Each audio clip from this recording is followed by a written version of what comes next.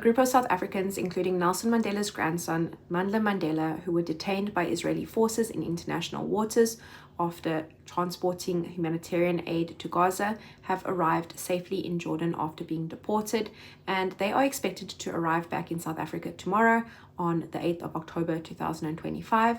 We know that they were held at a prison in the Negev desert after the Global Sumud Flotilla, a convoy of around 45 vessels, was intercepted in international waters 130 kilometers away from Gaza.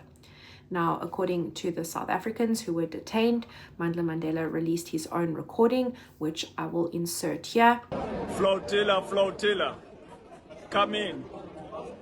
This is Nkosi Velile on the Jordanian galaxy. Can you hear me? We are reporting that all our comrades, brothers and sisters on the Global Sumud Flotilla are safe and on their way home. Upon their arrival in their home countries, they will give media briefings on the mission. Anyone receiving this message, please tell my wife, Nosegeni Rabia Mande, that I am coming home. She must tell my kids, Mandela, Kholihlahla and Nonhlanhla, that Daddy is coming home. Looking forward to seeing you all, inshallah.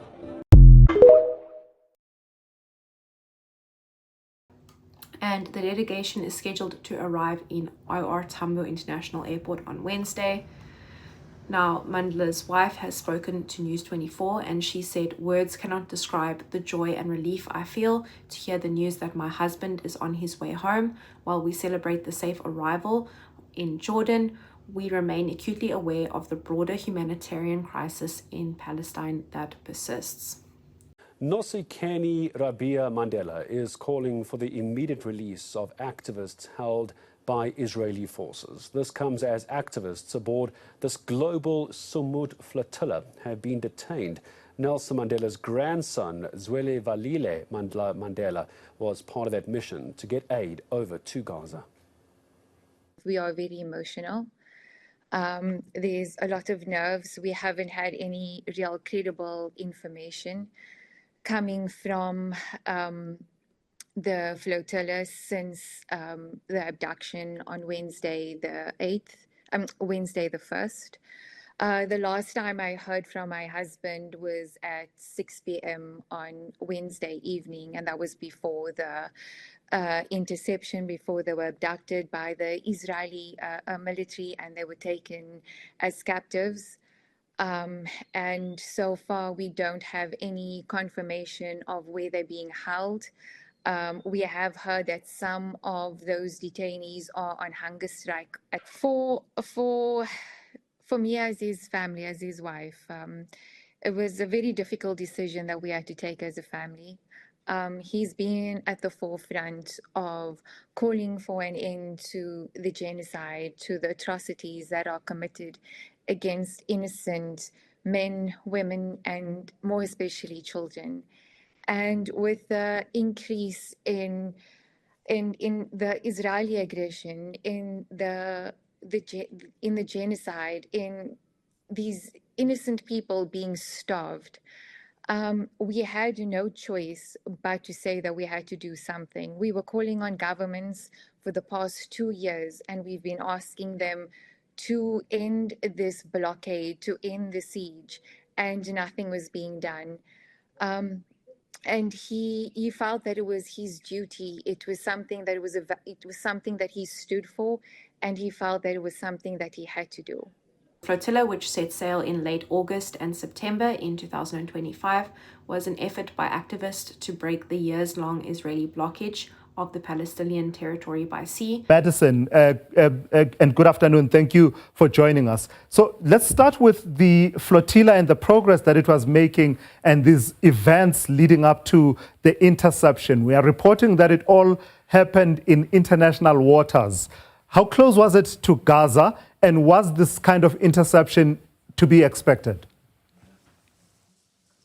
Hi, thanks so much for having me. The interception was absolutely expected. This is not the first flotilla to attempt to break Israel's illegal blockade on Gaza. They've been ongoing since the blockade began in 2007. So there's kind of a standard playbook that Israel uses, and we knew that by 150 nautical miles, we were entering what we called the orange line or the danger zone of interception based on previous interceptions. So it was to be expected, though we were still very hopeful.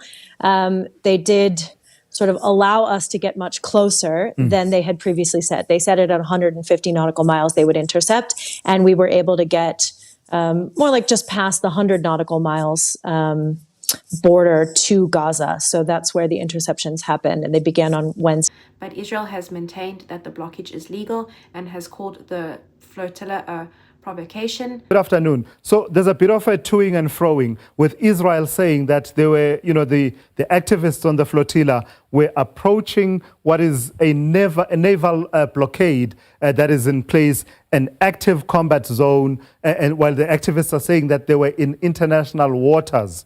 How important is that distinction between being in international waters and being in an area where there's active combat and there's actually a naval blockade that is in place? Thanks so much for having me. I think so. If we look at the operation of the flotilla, we cannot look at it in isolation. We have to look at it in the context of what is happening on the ground in Gaza. And that starts with the unlawful occupation of Gaza, as confirmed by the ICJ in its advisory opinion. But we also have to look at it in the context of the ongoing genocide, the famine, and the starvation of the civilians in Gaza. At the same time, we have to, of course, take the ICJ provisional measures into account, which ordered Israel to allow access for humanitarian aid. So against that backdrop, we have, of course, these legal paradigms, such as the international humanitarian law and the Geneva Conventions, which set out the free passage that the states like Israel must allow for free passage, like medical equipment or humanitarian aid. But more specifically, with respect to the naval aspect of this issue, we have something called the San Remo Manual, which is considered to reflect to a large degree binding international law. And that manual sets out that a blockade, which has the sole purpose of starving the civilians or civilian population or denying them essential objects or damaging the civilian population, is prohibited. So the same manual also states that the blockading party must allow for free passage of those goods and humanitarian aid.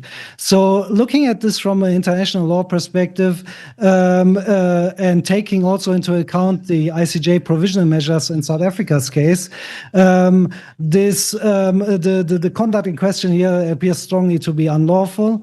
And once we have an unlawful blockade, we cannot have an unlawful interception or boarding of these ships in question. So bottom line is that the blockade is an unlawful blockade cannot justify the interception in this case.